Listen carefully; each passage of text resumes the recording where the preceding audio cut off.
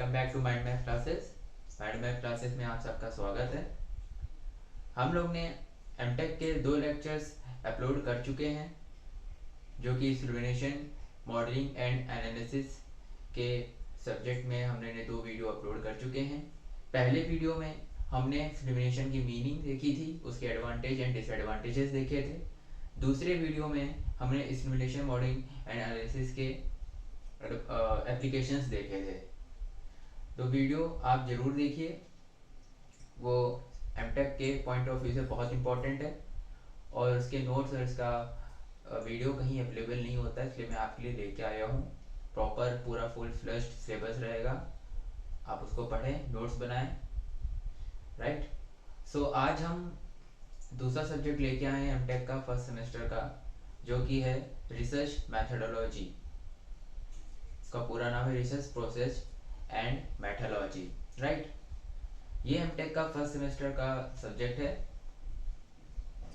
इसमें हम पूरा एमटेक में जो पूरा सिलेबस रहता है इस सब्जेक्ट के अंदर, वो प्रॉपर तरीके से पूरा देखेंगे, एक एक चीज़ देखेंगे, कोई चीज़ छूटेगी नहीं। अकॉर्डिंग टू सिलेबस ही पूरा मेरा कंटेंट है, कोई टेंशन नहीं होगी, एक एक पॉइंट पूरा है, प्रॉब्लम नहीं होने वाली है आप सबको। प्रॉपर वीडियो के साथ आप बने रहें, मैं सारे lectures time to time upload करता रहूँगा। मेरी कोशिश रहेगी आपको विद इन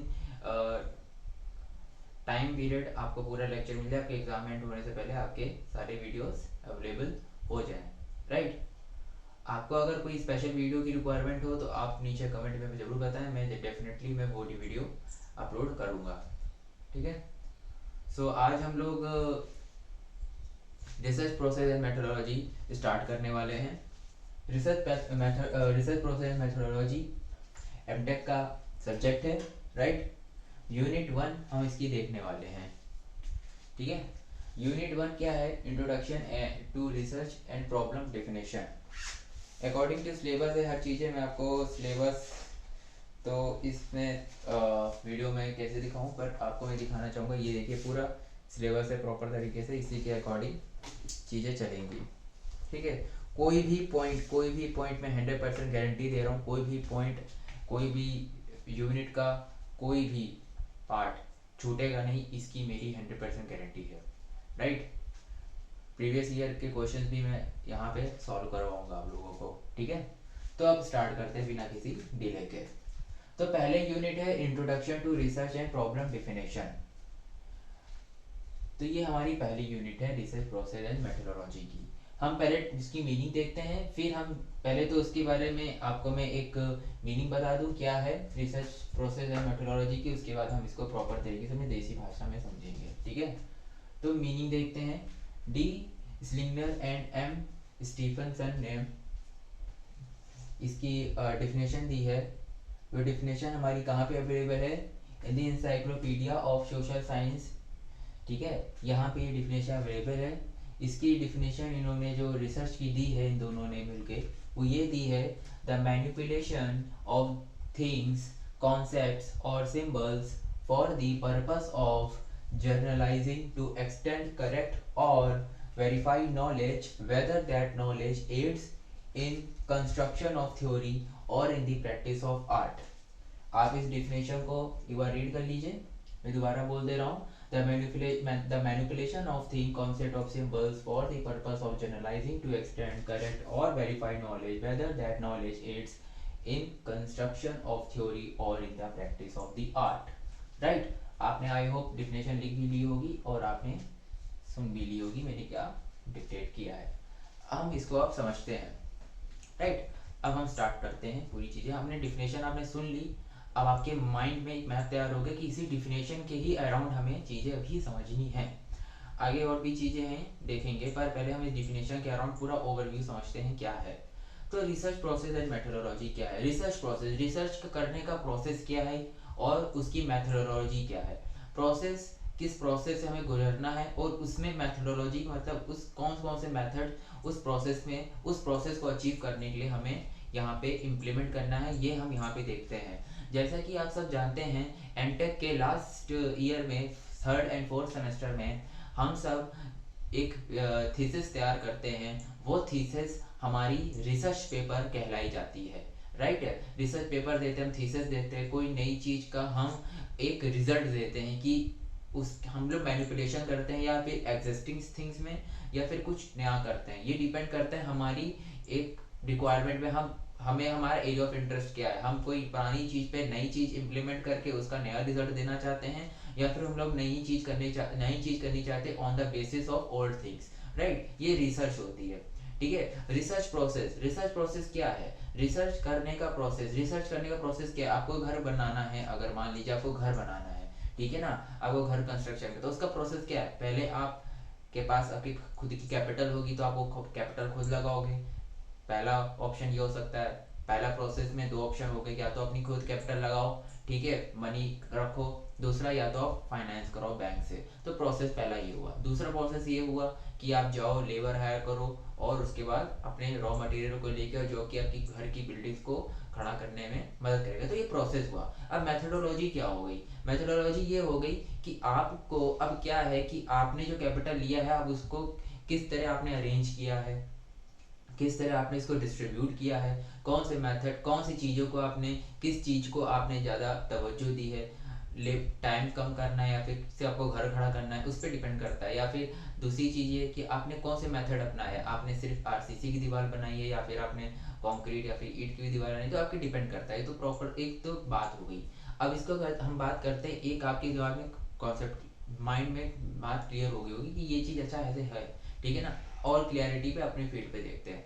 आपको कोई रिसर्च करना, आपको कुछ एग्जिस्टिंग थिंग में कुछ नया डाल के या फिर कुछ ऐसा देखना है कि उसमें अगर ये मैं अपनी तरफ से इस एग्जिस्टिंग थिंग में कुछ इनपुट दूंगा तो उससे आउटपुट क्या मिलेगा, ये आपका रिसर्च वर्क होता है। पहले तो ये क्लियर होना चाहिए। अब उस प्रोसेस को करने के लिए अब क्या हो, प्रोसेस क्या है उसका, प्रोसेस ये है कि आप पहले पुराने रिसर्च पेपर देखो। आपका मान लीजिए एरिया ऑफ इंटरेस्ट है मैग्नेटिक फील्ड, ठीक है। अब आपको देखना है मैग्नेटिक फील्ड में क्या क्या काम हुआ है, ठीक है। अब मैग्नेटिक फील्ड में n नंबर ऑफ काम हुए हैं। जो n1 काम हुआ होगा उसको आप पढ़ो। उसमें जो जो उसने उस n1 काम में जो छोड़ दिया होगा, उस पे जो छोड़ दिया होगा, जो आप सोच रहे हो वो चीज, जो अगर उसने छोड़ा हुआ तो उसको उठा लो, पेपर को उस पर काम करना स्टार्ट कर दो, ठीक है। और ये भी देखना है आपको, जो आपने छोड़ा, जो उसने छोड़ा है काम, कहीं किसी और ने तो नहीं किया है। इसलिए जो थर्ड सेमेस्टर होता है अपना, पूरा इन्हीं सब पे पूरा फोकस होता है कि आप पहले ये देखो कि आपने जो सोचा है वो किसी ने किया है क्या नहीं किया है, ठीक है ना। पहले आपको तो ये सोचना पड़ेगा। तो ये प्रोसेस हो रहा है। अब मेथड क्या है?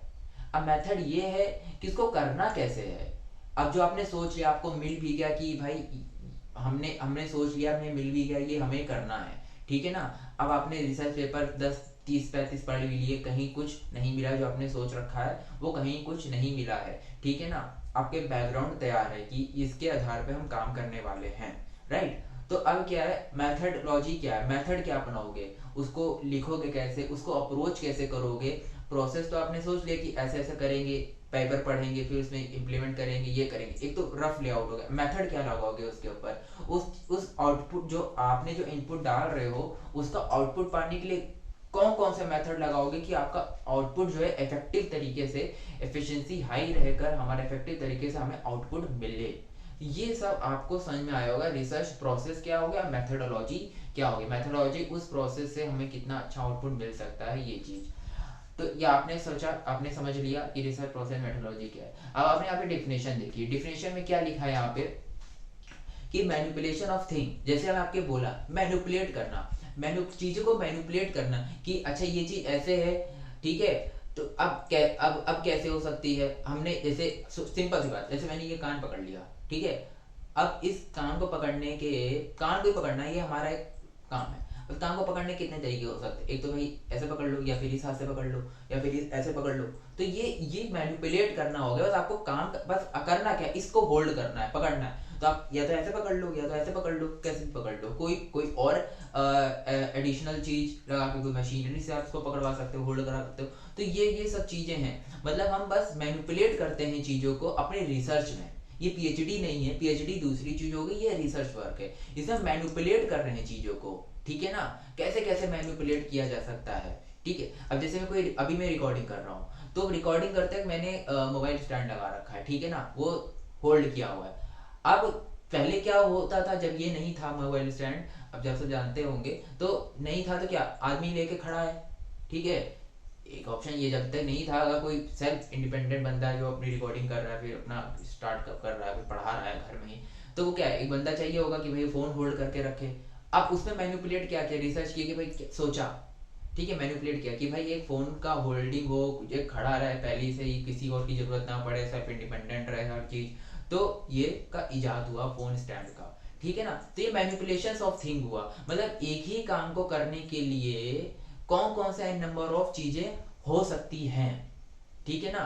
उसको किन किन तरीकों से किया जा सकता है, जैसे आप चावल पकाते हो, ठीक है ना, तो कुकर में कर सकते हो, चावल पका सकते हो, आप फ्राई पैन में चावल पका सकते हो, आप मे भी पॉसिबल होता नहीं, माइक्रोवेव का पता नहीं, माइक्रोवेव में भी कर सकते हो। तो ये सब मैनिपुलेशन है, ठीक है ना। तो किसी ने सोचा कि ऐसे करके देखते, तो ऐसा आउटपुट मिल गया।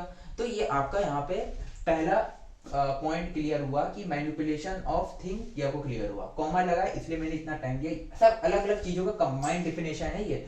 ऐसा ना बहुत लोग क्या करते हैं पढ़ाते समय, क्या करते हैं, बता दिया खत्म कहानी। दिक्कत कहाँ पे आती है, जब आप जब इंटरव्यू में जाते हो या फिर आप रिसर्च फील्ड में जाते हो, आपको पता ही नहीं होता कि हो क्या रहा है। आप रिसर्च करते हो, किसी को काम देते हो तो वो आपको कर देता है, आपको पता ही नहीं होता कि क्या हो एक्चुअल में है। मेरे को भी नहीं पता था, पर मैंने प्रॉपर तरीके से 4-5 बुकें खरीदे, उसको कंपाइल करके मैंने नोट्स बनाए, ठीक है ना। तो ये आपको यहाँ पे चीजें आसान हो रही है, जुड़े रहोगे सब कुछ पूरा कंटेंट मिलेगा। अब हमने मैनिपुलेशंस ऑफ थिंग को कॉन्सेप्ट को समझ लिया। अब क्या कॉन्सेप्ट को समझा, कॉन्सेप्ट ही अगला बात आई, concept of symbol for the purpose of generalizing to extend. अब मतलब है कॉन्सेप्ट ऑफ सिंबल्स, मतलब कॉन्सेप्ट देना, कोई चीज कॉन्सेप्ट देना, सिंबल्स देना उसको, जैसे अल्फा बीटा गामा थीटा हो गया, ठीक है ना। एंगल्स को डिफाइन करने के लिए ये हमने ये बोल दिया। अब ऐसे नहीं कि उठा सुबह एक दिन और कहा कि हम आज से ये बोल सकते हैं, ठीक है ना, कोई दिक्कत की बात नहीं है, कर सकते हो। तो उसको इसको क्या है, पर्पस ऑफ जनरलाइजिंग, किसी चीज को जनरलाइज कर देना, ठीक है। जैसे ग्रेविटी को जी से ही डिनोट किया जाता है, ग्रेविटी को जी से स्मॉल का, और यूनिवर्सल को यूनिवर्सल ग्रेविटी को किससे डिनोट किया, कैपिटल जी से डिनोट किया जाता है, ठीक है ना। तो ये सब चीजें एक सिंबल नोटेशंस है हमारी, ठीक है ना। नोटेशंस देना पहले तो आपको पता होना चाहिए कि ये चीज स्पेसिफिक इसी नोटेशन की है। जैसे अगर मेरे को नोटेशन, जैसे यहाँ पे 3 टीचर खड़े हैं, मेरे को आपने नोटेशन दे दिया, आपको नाम से नहीं बोलना, बहुत लंबा नाम है उत्कर्ष, ठीक है, नाम से नहीं बोलना है।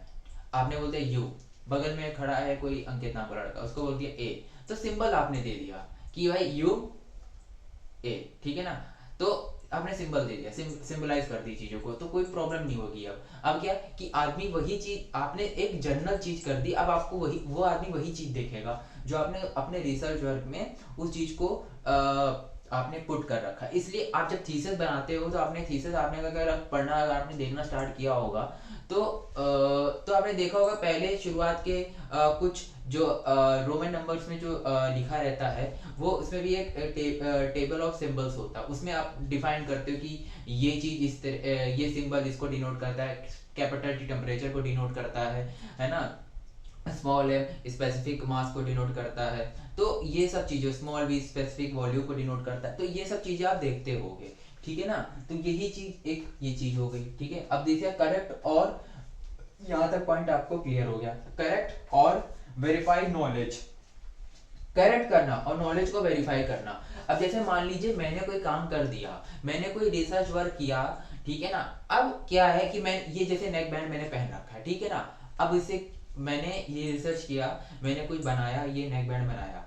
अब क्या है, अभी मैंने बना के दे दिया, अब आप लोग ने क्या किया, नहीं ये नेक बैंड क्या कर सकता है कि रेडिएशन क्रिएट कर सकता है, ये आपकी बॉडी को हार्म कर सकता है, ब्लड सर्कुलेशन को प्रॉब्लम क्रिएट कर सकता है, आपके अंदर के आयरन्स को प्रॉब्लम क्रिएट कर सकता है। तो ये आपने ऐसे सोचा, अब आपने सोचा कि मैं इस पे रिसर्च भाई मैं करूंगा, ठीक है। अब आपने सोचा, मैं रिसर्च एक जनरल बात है, सिर्फ मैकेनिकल की बात नहीं करूँ, रिसर्च क्योंकि ये हर जगह ही चीज आती है। तो अगर स्पेसिफिक लेके बैठूंगा तो आप समझ, एग्जाम्पल की कमी पड़ जाएगी, पर समझना भी मुश्किल होगा, तो इजी तरीके से समझेंगे। तो क्या है, मैंने बात की कि भाई ये आपने सोचा कि ये क्रिएट कर सकता है, हेल्थ इश्यूज क्रिएट कर सकता है, तो आपने चीजों को करेक्ट किया। मेरे को आपने आपने पहले रिसर्च किया, आपने रिसर्च करके मेरे को बताया उत्कर्ष जी ये चीज आपके नेक में प्रॉब्लम है, ये रेडिएशन क्रिएट कर सकता है, या फिर ये इसकी बैटरी लाइफ बहुत कम है, और इसकी साउंड क्वालिटी बहुत कमजोर है, आपके हेड के न्यूरॉन्स को प्रॉब्लम क्रिएट कर सकती है और दर्द हो सकता है आपके कानों में, लोगों के, कंज्यूमर्स को, कस्टमर्स को।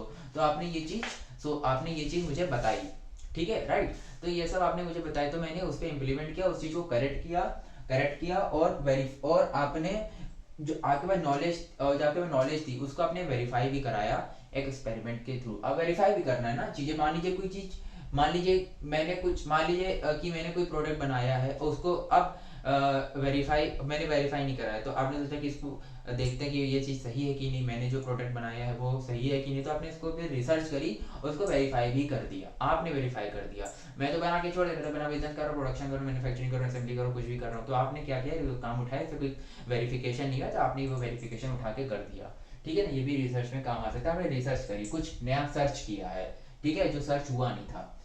अब आगे देखते हैं whether that knowledge aids in the construction of theory.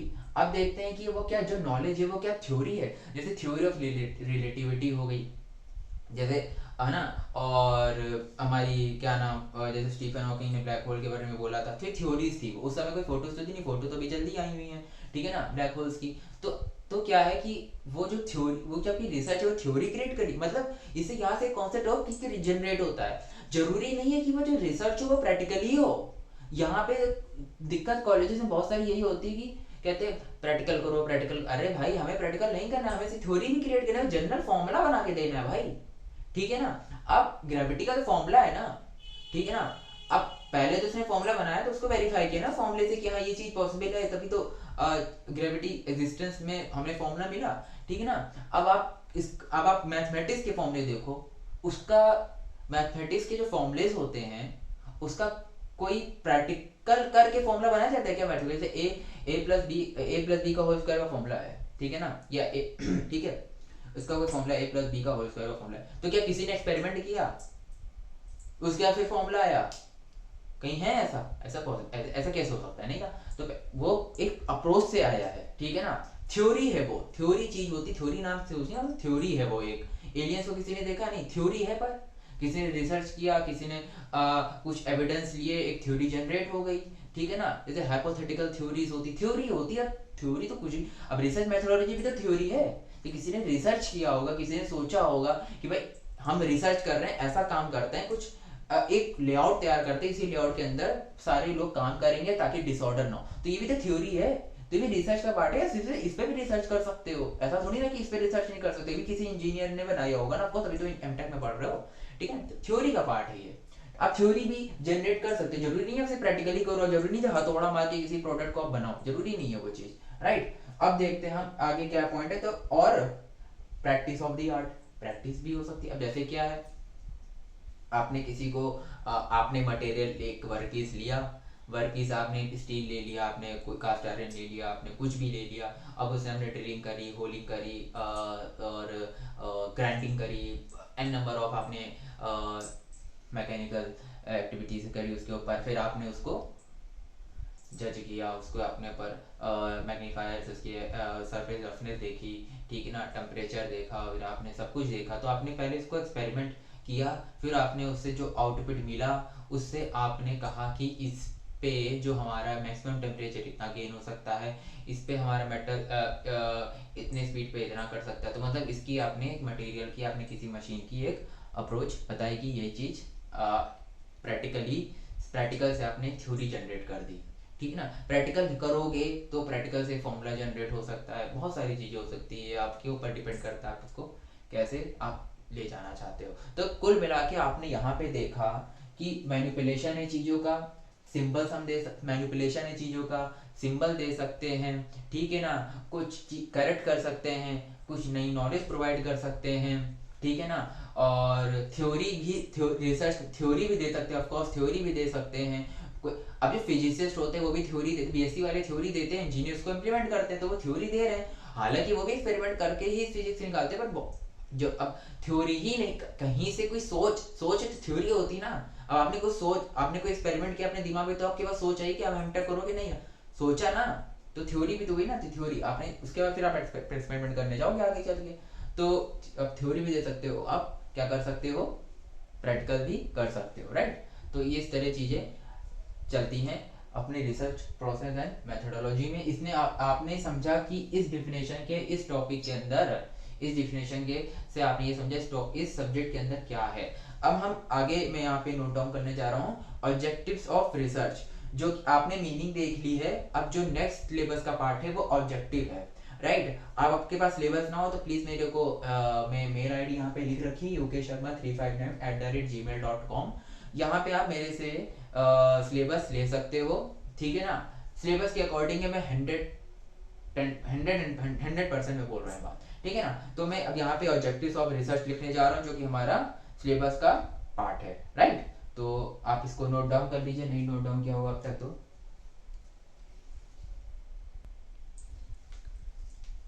Note कर लिया होगा। अब हम देखते हैं ऑब्जेक्टिव ऑफ रिसर्च।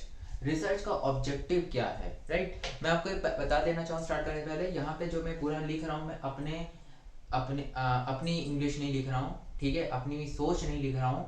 ये प्रॉपर बुक का कंटेंट है, बुक से ही मैंने लिखा हुआ है यहाँ पे, जो कि आपको मैं समझा रहा हूँ। अपनी भाषा का कुछ नहीं लिख रहा हूँ जो कि हम एग्जाम में लिखते हैं। तो आप टेंशन इस बात की ना लीजिएगा कि ये अपनी बात लिख रहा है, बुक का ही कंटेंट है। आपको वेरीफाई करना, मैं आपको बुक का नाम बता दूंगा वीडियो क्लास में, ठीक है। अभी आप यहाँ पे ध्यान दीजिए, ऑब्जेक्टिव ऑफ रिसर्च क्या है। To gain familiarities with a phenomenon or to achieve new insight into it। अब यहाँ पे मतलब क्या समझ रहे हो आप, इससे सोचो क्या मतलब समझ रहे हो। पहले तो आपको चीजों वर्ड्स को पकड़ के चलिए, पूरे सेंटेंस को अगर आप समझोगे तो नहीं समझ पाओगे, वर्ड्स को पकड़ पकड़ के क्लिक करके समझिए आप, ठीक है। फिलेमेरिटीज या फिर फिनोमेना को पकड़ लीजिए और इनसाइट को पकड़ लीजिए, गेन को पकड़ लीजिए, बाकी सबको अचीव को भी पकड़ लीजिए, न्यू को आपने काफी सारे आप सबको ही पकड़ लिया। तो हर एक एक वर्ड को अगर आप समझो उसको कंबाइन कर दो उसका। गेन, गेन का मतलब है गेन करना, कुछ पाना। आप गेन क्या कर सकते हो, कोई नई चीज पा सकते हो, कोई पुरानी चीज पा सकते हो, या फिर कुछ ऐसी चीज पा सकते हो जो अगर आपको जैसे आपको लैम्बोर्गिनी चाहिए तो अगर लैम्बोर्गिनी नहीं मिल पाएगी तो अगर आप क्या कर सकते हो कि भाई किसी कार को मॉडिफाई करा दो, लैम्बोर्गिनी जैसा दिखा दो, फेमिनिटीज हो गई, है ना। और फिनोमेना अचीव न्यू इंसाइटेड, कुछ नया पाने की इच्छा, कुछ नया पाना, कुछ नया कॉन्सेप्ट, कुछ नया चीज। तो gain familiarities with a phenomena और to achieve new insight into it का मतलब सिंपल सा ये हुआ कि आपको कुछ नया चीज चाहिए, आपको कुछ नया देखना, आपको कुछ नया पढ़ना है ना। आपको उसके फिल्म कुछ चाहिए। जैसे ये मैंने जैसे ये बोर्ड मार्कर है, राइट। अब ये वाइट बोर्ड मार्कर है, अब इसके अब इसको आपको कुछ प्रोडक्ट बनाना है, इसी से कंपैटिबल बनाना, तो इसके ही फिल्म ही आपको कुछ बनाना है। आपको इसके ऊपर लिखना परमानेंट मार्कर का, तो आप मैन्युफैक्चरिंग नहीं कर दोगे, है ना। तो आपको इसी से ही रिलेटेड कुछ अच्छी चीज बनानी होगी। फिल्म फैमिलियर हो, जैसे कोलगेट हो गया, पेप्सोडेंट हो गया, वो एक ही यूसेज के एन नंबर ऑफ प्रोडक्ट्स है, राइट। तो उसका कुछ नया, अब जैसे कोलगेट ने क्या किया भाई, नमक लगा दिया, किसी ने को क्या लौंग लगा दी, किसी ने कुछ लगा दिया, हो सकता है कल को कोई क्या कहते हैं इलायची लगा देगा तो अच्छी स्वाद आएगा भाई, सुबह सुबह अब इलायची का स्वाद आएगा। कोई कहता है कि भाई सिगरेट ही लगा दो भाई यार, उसकी भी आ जाएगा। नहीं, तो ऐसा नहीं हो सकता ना, तो ऐसा नहीं होना भी नहीं चाहिए, तो राइट। तो क्या है, कुछ नया चीज को फेमिलियर होना चाहिए, ठीक है ना। फिलैमिलिटीज होनी चाहिए, सिमिलैरिटी होनी चाहिए, इसको आप यहाँ पे सिमिलैरिटी ज्यादा वर्ड आप इसको अच्छे से कह सकते हो। अब नया पॉइंट देखते हैं, to properly accurately the characteristics of a particular individual situation or a group। बड़ा खतरनाक लैंग्वेज लिखी है, मेरे को समझ में समय लगा था, पर मैं समझ गया था, टाइम लगा था, अब आपको समय नहीं लगेगा। पर तो मैं दोबारा पढ़ दे रहा था, protect accurately the characteristics of a particular individual situation और अ ग्रुप, ठीक है ना। तो क्या है मतलब क्या, आप अगर आप इसको पूरा फिर वही चीज पूरा देखो नहीं समझ पाओगे तो पर्टिकुलर पकड़ लो आप, ठीक है ना, ग्रुप पकड़ लो और सिचुएशन इंडिविजुअल, यही चीज पे ही पूरी ऊपर की लाइन पकड़ी एक्यूरेटली। अब आपने देखा एक्यूरेटली, एक्यूरेट होना चाहिए तो किसी ग्रुप के एक्यूरेट आपको कुछ काम करना है, ठीक है। किसी ग्रुप के ऊपर आपको अपनी रिसर्च करनी है, किसी पर्टिकुलर के ऊपर आपको कुछ पर्टिकुलर चीज है उसके ऊपर आपको फोकस करना है, रिसर्च काम करना है, या किसी सिचुएशन के ऊपर आपको रिसर्च करनी है, या फिर किसी इंडिविजुअल के ऊपर रिसर्च करनी है। कहने मतलब ये है उसकी कैरेक्टरिस्टिक्स के ऊपर आपको करनी है। मतलब मान लीजिए पेप्सोडेंट है आपके, उसके ऊपर आपने कुछ पर्टिकुलर देखना है। मान लीजिए होमोफोबिक हेलोफोबिक होता है, ठीक है ना, ये बहुत सारी चीज़ें होती हैं, मतलब जैसे हमारा जो सोप वाला कॉन्सेप्ट पढ़ता है, नेक्स्ट 11वीं क्लास में पढ़ा होगा, सोप वाला 9th 10th में भी पढ़ा होगा, तो है ना, उसका हेड टेल होता है। उसमें भी क्या होता है कि भाई जो टेल होता है वो निकाल के बाहर फेंकता है, जो हेड होता है वो क्या करता है कि अपने जो स्पॉट्स होते हैं उसको रिमूव करने में काम आता है, ठीक है ना। तो यहाँ पे वही चीज़ है कि जैसे कि यहाँ पे क्या है कि किसी पर्टिकुलर चीज़ पे आप काम करना चाह रहे हो, ठीक है ना। पूरी लाइन एक ही बात बता रही है, कोई पर्टिकुलर फोकस, या फिर पर्टिकुलर हो सकता है, किसी सिचुएशन हो सकती है किसी चीज़ पे, या फिर किसी की कैरेक्टरिस्टिक्स हो सकती है, या फिर किसी ग्रुप पे आप रिसर्च करना चाह रहे हो, आप किसी इंडिविजुअल पे आप काम करना चाह रहे हो। सेकंड पॉइंट आपका ऑब्जेक्टिव क्या हुआ रिसर्च करने का, ये बता रहे हैं कि ऑब्जेक्टिव क्या क्या हो सकता है, क्या ऑब्जेक्टिव है उसका। ऑब्जेक्टिव क्या बताया उसका, मतलब आप फीलिंग ही समझो ऑब्जेक्टिव, सोच क्या करना है आपका, फोकस क्या है, कह सकते हो। तो determine the frequency with which, third point देखते हैं, to determine the frequency with which something occurs और with which it is associated with something else, ठीक है ना। ये पॉइंट पकड़ लो, फ्रीक्वेंसी पकड़ लो, समथिंग पकड़ लो, है ना, और एसोसिएटेड पकड़ लो, डिटरमाइन पकड़ लो। ये आपने 4-5 पॉइंट पकड़ लिए, अब आप भूल नहीं पाओगे, है ना, भूलने की कोई चांस ही नहीं अगर आपने ध्यान से मेरे चीज़ों को, माइंड मैप को समझा। डिटरमाइन पकड़ लिया, फ्रीक्वेंसी पकड़ लिया, समथिंग पकड़ लिया, एसोसिएट पकड़ लिया, एस पकड़ लिया, ठीक है ना। अब क्या, किसी किसी चीज की फ्रीक्वेंसी करने, क्या उसकी जैसे क्या है कि फ्रीक्वेंसी क्या हो सकती है, किसी कोई चीज कैसे हो रही है। अब जैसे मैंने आपके सामने चल चल के पढ़ा रहा हूँ, ठीक है ना, तब ये रिसर्च कर सकते हो कि भाई आपने सोचा कि सर चल चल के पढ़ा रहे थे, यानी कि उनको चल चल के पढ़ाना अच्छा लग सकता है, तो ये रिसर्च हो सकता है आपका। अब मैं मजाक नहीं कर रहा, सच्ची बता रहा हूँ, ठीक है ना, ठीक है। तो अब या फिर आप ये कर सकते हो कि भाई सर पहले लिख देते फिर पढ़ाते हैं, तो यानी कि इससे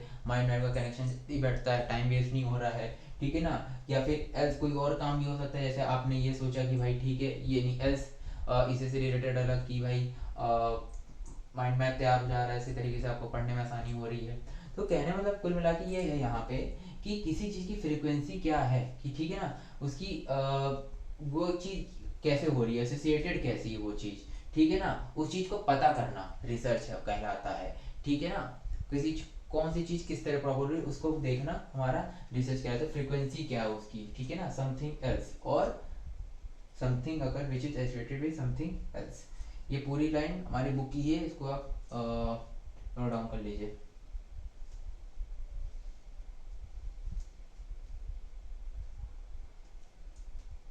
यहाँ पे एक और क्लियर कर देना चाहूँ मैं आपको कि अ, कोई चीज़ एसोसिएट, जैसे कोई एक चीज़ है, ठीक है ना, अब आपको देखना, आपको रिसर्च करनी है कि जैसे अब प्लांट है, ठीक है ना, अब प्लांट है जो पेड़ है उसको सूरज भी चाहिए, पानी चाहिए, खाद भी चाहिए, सब कुछ चाहिए, मिनरल चाहिए, हर चीज़ चाहिए।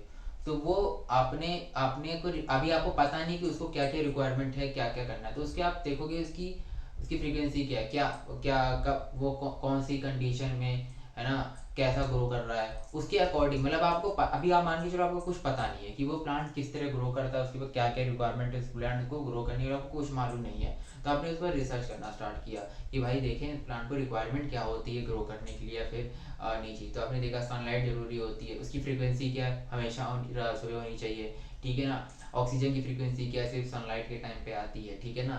और मिनरल्स भी चाहिए उसको ग्रो करने के लिए, सो ये सब चीज़ें। और या फिर आप ये भी देखना कि किस पे एसोसिएटेड नहीं है प्लांट, ठीक है ना, कौन कौन सी चीज़ें पे। मेरे ख्याल से, मेरे पॉइंट ऑफ व्यू से प्लांट हर चीज़ पे निर्भर है, ठीक है ना, हम निर्भर है, प्लांट भी किसी चीज़ पे निर्भर है, हर चीज़ पे। कौन सी ऐसी चीज़ होगी जो निर्भर नहीं होगी, हाँ कि भाई प्लास्टिक ना बनाओ तो निर्भर नहीं हो सकता उस पर, कोई बात नहीं। तो वो सब चीज़ें हैं।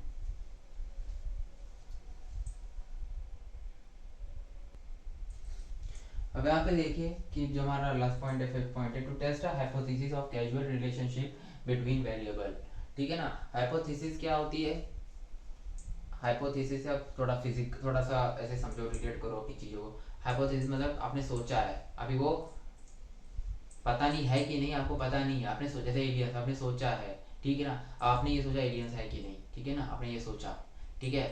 अब क्या है, उसका आपका क्या रिलेशनशिप हो सकता है वेरिएबल से, वेरिएबल से हम लोग क्या रिलेशनशिप हो सकता है, क्या इफेक्ट आ सकता है, ये चीज़ें अब अपनी अपनी फील्ड के हिसाब से देखते हैं, ठीक है ना।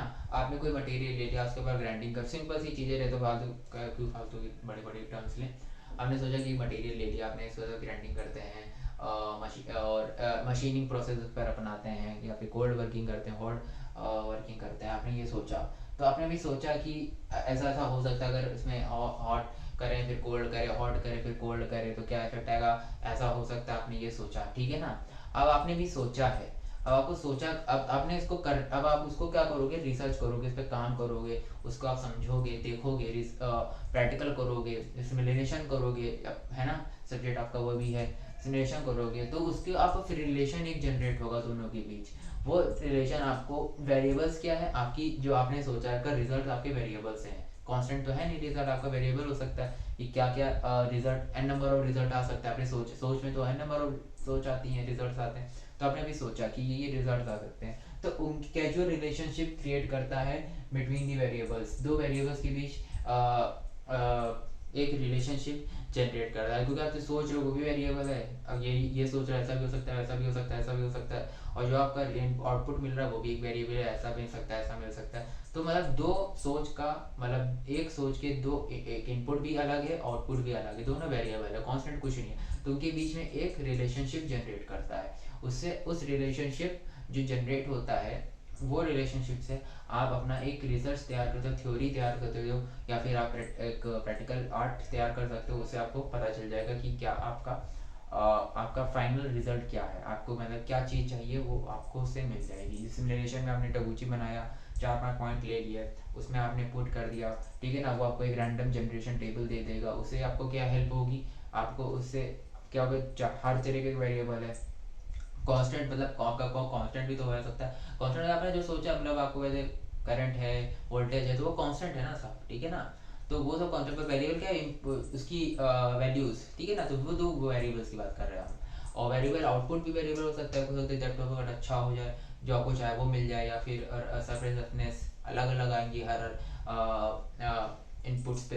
तो दो वेरिएबल का रिलेशनशिप मिलता है, हाइपोथेसिस मतलब एक हाइपोथेटिकल बात हो रही है यहाँ पे, राइट।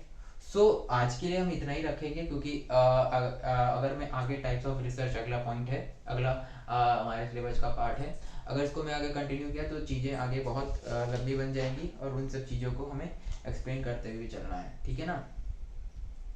तो अगले अगले लेक्चर में हम ये देखेंगे कि टाइप ऑफ रिसर्च क्या होते हैं, ठीक है, टाइप ऑफ रिसर्च क्या होते हैं, और सिग्निफिकेंस क्या होता है रिसर्च का।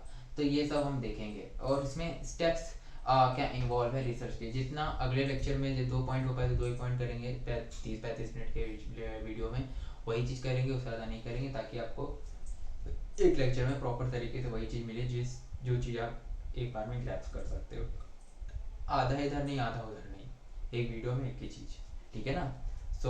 आपको वीडियो अगर अच्छा लगा, इन्फॉर्मेटिव लगा हो, तो please like and subscribe share करें अपने बाकी एमटेक के साथियों को, बाकी एमटेक में और हर जगह सिलेबस रहता है, उनको शेयर करें, ज़रूर करें, ठीक है ना। और हमारे सिमुलेशन के भी लेक्चर को देखें, प्लेलिस्ट को देखें, वो भी काफ़ी इंफॉर्मेटिव है, उसमें भी सिलेबस अकॉर्डिंग टू सिलेबस है सब कुछ, ठीक है ना। कुछ आपका सिलेबस में छूटेगा नहीं, सारे क्वेश्चन पेपर भी हम सॉल्व करवाएंगे यहाँ पे, मैं सॉल्व करूँगा, आपके लिए कोई दिक्कत नहीं होने वाली है आप सबको, राइट। हमारे साथ बनने के लिए धन्यवाद, थैंक यू।